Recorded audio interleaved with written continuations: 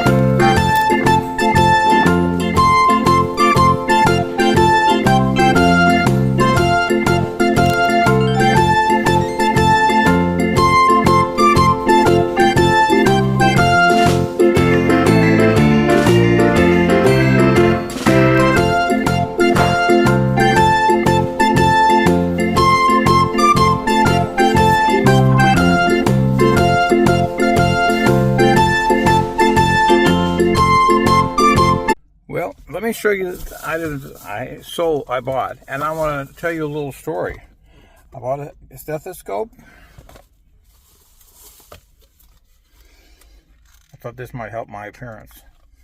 It's a gator mask, and this card football game. Now, here's the story. I think it's very interesting. I was short of money, so I went in and I pulled out. Oh, I thought I had a 20 hidden. I forgot I used this for stamps. I gave him the 20. I says, I'm gonna go right back in. So the lady was right behind me.